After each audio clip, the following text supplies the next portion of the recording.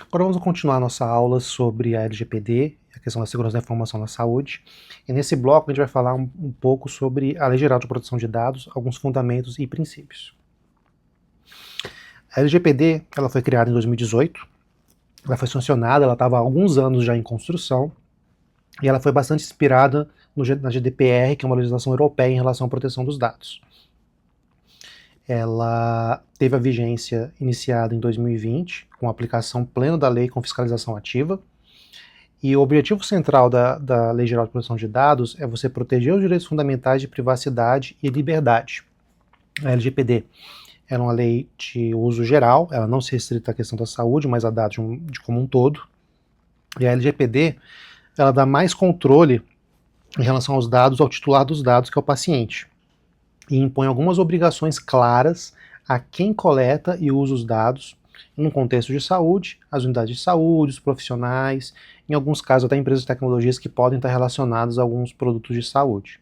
Tá? Então a intenção é você realmente proteger os dados, você ter uma visão mais clara e com um amparo legal em relação a como os dados devem ser tratados, como os dados devem ser acessados, e dar muito mais controle ao titular dos dados, para as pessoas entenderem que elas são proprietárias daqueles dados. Tá? Tem algumas definições importantes quando a gente fala da LGPD. Uma é a questão de dados pessoais, que é qualquer informação relacionada à pessoa física identificada ou identificável. Por exemplo, o nome, o CPF, o endereço. E isso aqui envolve muito a questão do processo de anonimização, tá? Quando você quer desidentificar um dado.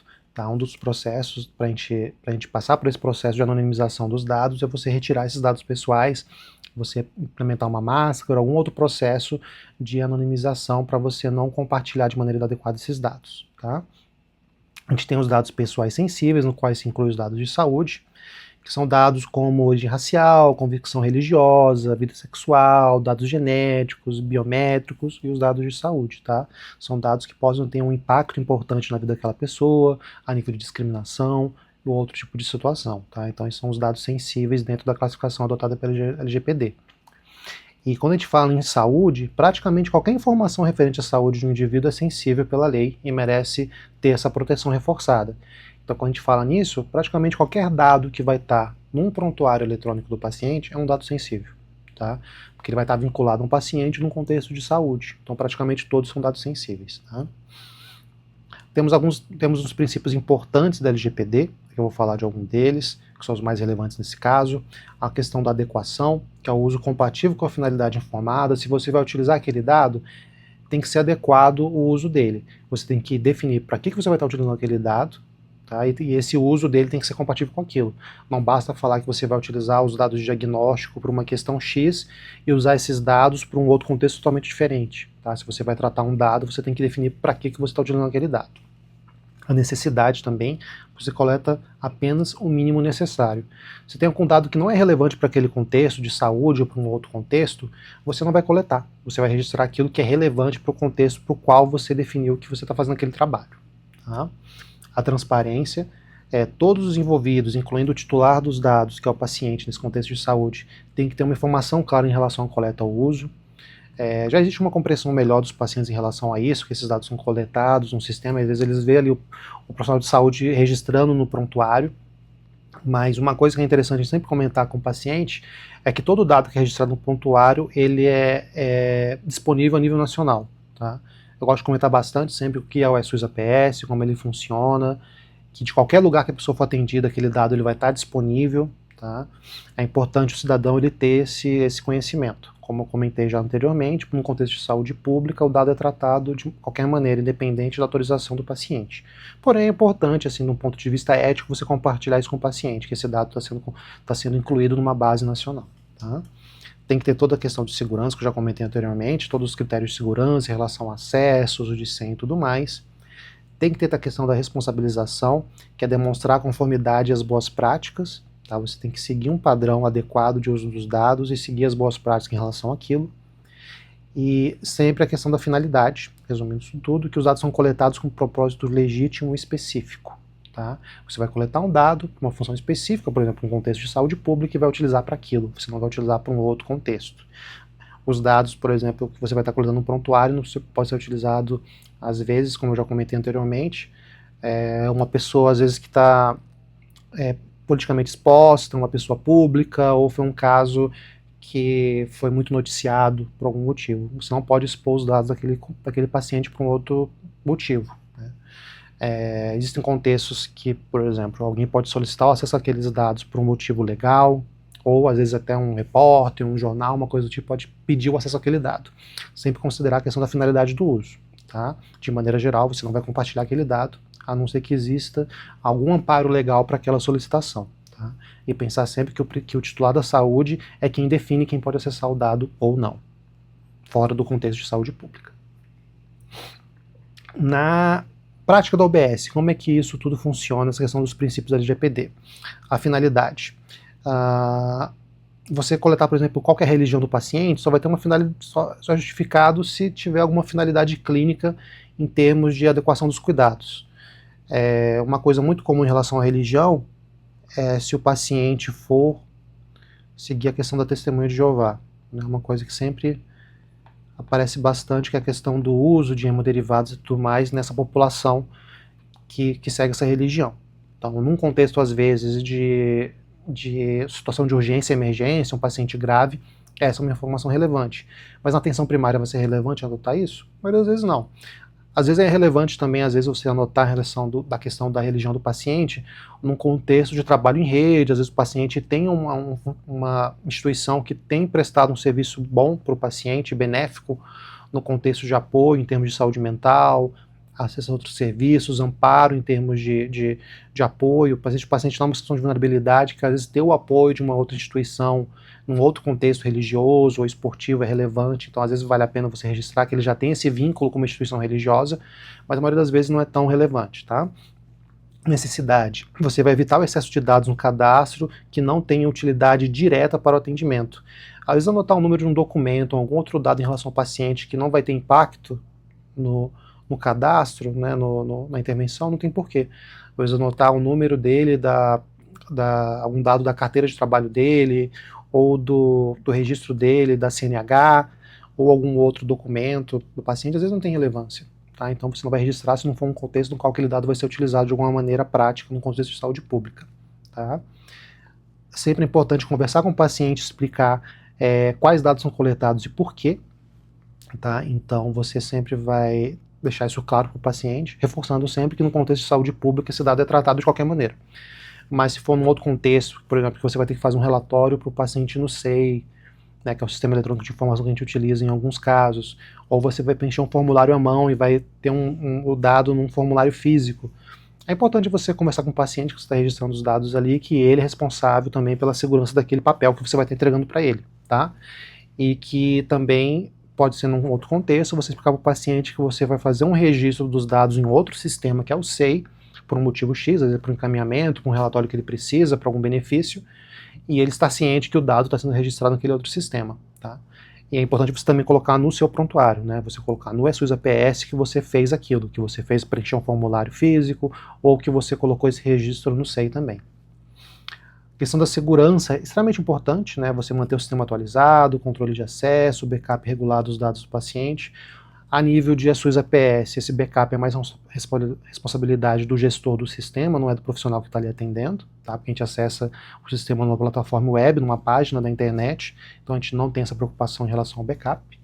Controle de acesso sempre é importante, não compartilhar o seu acesso, priorizar o acesso utilizando o GovBR, que é uma camada a mais de proteção, e manter o sistema atualizado também, normalmente, é responsabilidade da equipe de TI de cada unidade. Né? Em alguns casos a gente vai ter serviços terceirizados que são responsáveis por isso, são equipamentos que são alugados, ou tem algum contrato, às vezes de manutenção, e é a equipe responsável por fazer esse processo todo de manter o sistema atualizado. Não é o profissional que está ali atendendo que vai ficar preocupado se o Windows está atualizado, se aquela plataforma está atualizada ou não. Porém, se você notar que tem algum outro ponto que exija intervenção, você notou alguma coisa errada naquele computador, é importante você comunicar ao seu gestor em relação a isso.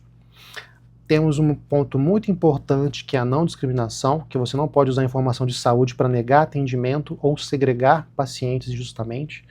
Como eu comentei, sempre reforço, você tem às vezes acesso ao dado que o paciente tem HIV, alguma doença que que tem já um histórico de discriminação. Você não pode utilizar isso para negar o atendimento. Ou às vezes você vai ter um paciente, também é muito comum essa situação, um paciente que está em situação de rua, e às vezes você tem uma visão errada de que esse paciente vai ser atendido só pelas equipes de consultório na rua. Não, todo mundo é responsável pelo paciente. Então você não vai deixar de negar atendimento e encaminhar o paciente para uma equipe de consultório na rua. Não, isso não existe. Todo mundo é responsável pelo atendimento daquele paciente. Tá? E uma coisa também muito importante é a responsabilização. Você tem que documentar as políticas de privacidade, os treinamentos realizados, os controles implementados. Cada unidade tem que ter uma rotina em relação a essa preocupação, e os gestores também, em diferentes níveis, também têm que ter essa preocupação em relação a, de maneira sistemática, realizar alguns treinamentos e registrar como está sendo o cumprimento dessa política. Quais são as bases legais para o tratamento de dados, considerando essa lógica da atenção primária? Tá? Nem sempre é necessário você pedir o consentimento do paciente, tá? A LGPD ela vai prever algumas hipóteses legais que legitimam o tratamento independente da autorização do paciente, tá? Tem a questão da tutela da saúde. Existem alguns casos que profissionais de saúde e autoridades sanitárias vai tratar o dado independente da autorização do paciente, num contexto, por exemplo, da pandemia pela Covid, ou em outras situações de políticas públicas, medidas sanitárias. Você não tem que pedir autorização do paciente para utilizar aquele dado. É um dado que ele vai ser utilizado para implementar algumas políticas públicas, algumas intervenções, então esse dado é utilizado de qualquer maneira. Tá? Num contexto de política pública, se é um programa do SUS, se tem uma campanha de vacinação, se é um caso de vigilância epidemiológica, uma doença de notificação compulsória, alguma coisa do tipo, você também não tem que ter essa preocupação em relação a pedir autorização do paciente em relação ao tratamento dos dados. O tratamento do dado ele é feito de qualquer maneira, por um contexto de saúde pública. Tá? Em alguns casos você vai ter um relatório que é exigido por lei, você tem que notificar uma doença, tem que fazer um relatório, notificar a vigilância sanitária, a vigilância epidemiológica, às vezes até um órgão da justiça em relação a isso, então você vai tratar o dado de qualquer maneira.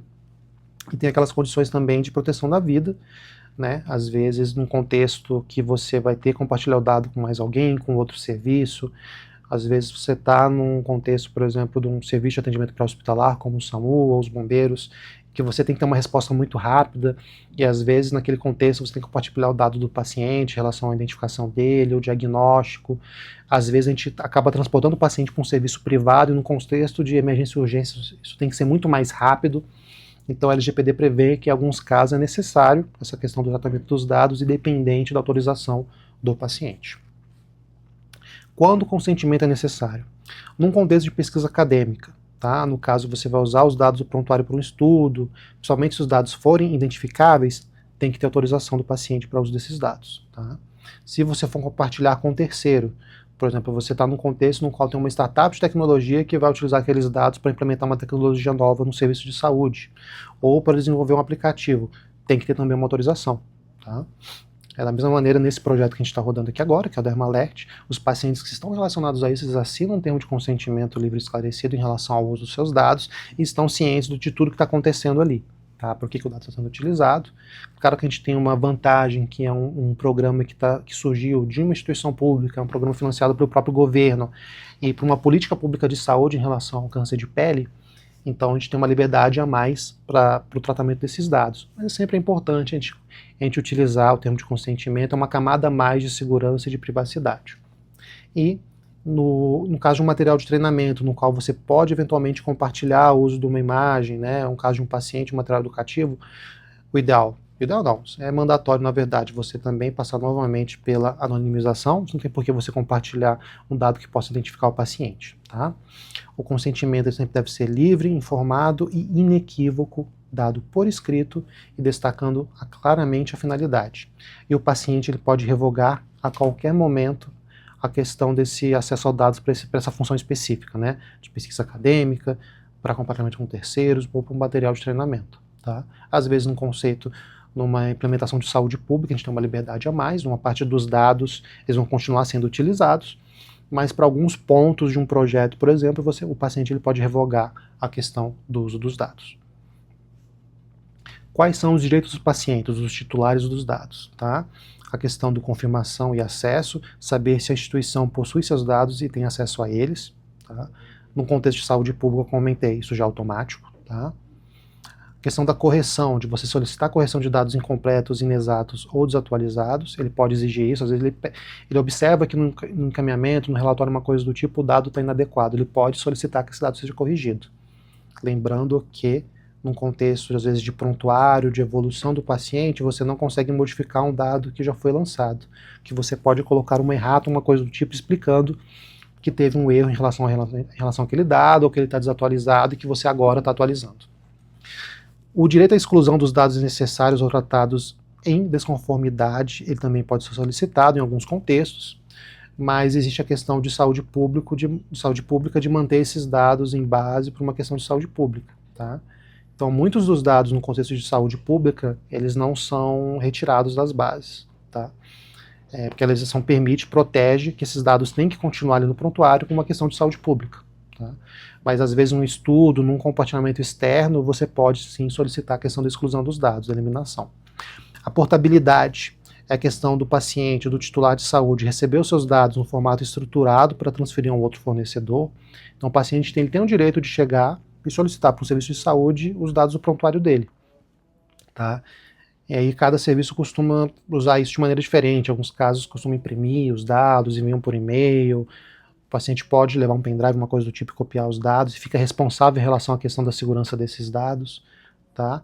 Então é uma condição comum, tá, essa questão da portabilidade, e está cada vez mais bem estruturada com a LGPD. E a questão da revogação, que é retirar o consentimento a qualquer momento quando este for a base legal. Se não for um contexto de saúde pública, ou um outro contexto que o dado ele é tratado de maneira automática, ele pode sim pedir a revogação daquele dado. Qual que é a adequação das unidades de saúde tem que fazer nesse contexto da LGPD? Ter a questão dos termos de consentimento, elaborar e atualizar para um procedimento com os dados sensíveis, explicando as finalidades e garantias, naqueles contextos que aquela unidade ela vai estar utilizando o dado por algum outro motivo que não seja tão explicitamente definido em uma política pública, né, num contexto de pesquisa, num compartilhamento com uma outra empresa, com outro serviço que está desenvolvendo um sistema novo. Então tem que ter um consentimento claro em relação a isso. Contratos com fornecedores, você tem que incluir cláusulas de proteção dos dados em contratos com empresas terceirizadas que processam as informações. Às vezes pode acontecer, às vezes, o fornecedor ter acesso a alguma informação do paciente, às vezes é, por exemplo, uma dieta especial que é fornecida por um outro serviço, ou um medicamento que é fornecido por uma empresa, que vai ter acesso, às vezes, a essa solicitação, qual paciente que está solicitando, então tem que ter uma cláusula de proteção para os dados nesse contexto. O treinamento dos funcionários, todos têm que estar cientes em relação a algumas técnicas básicas de segurança da informação, né, quais são os princípios básicos, né, quais são as regras de sigilo, e todo mundo que está envolvido ali, desde o atendimento, às vezes, inicial de uma unidade até a equipe de saúde diretamente, tá? E tem que ter uma política interna também, né, cada serviço, né, tem que ter a sua política. Aqui no DEF a gente tem a política distrital, né, de tecnologia da informação, e vai ser um documento orientador sobre a questão da proteção dos dados para guiar toda a equipe em relação a situações e condutas esperadas. Tá? E aqui no Brasil, com a criação da LGPD, foi criada também a Autoridade Nacional de Proteção de Dados. Qual é o papel da ANPD?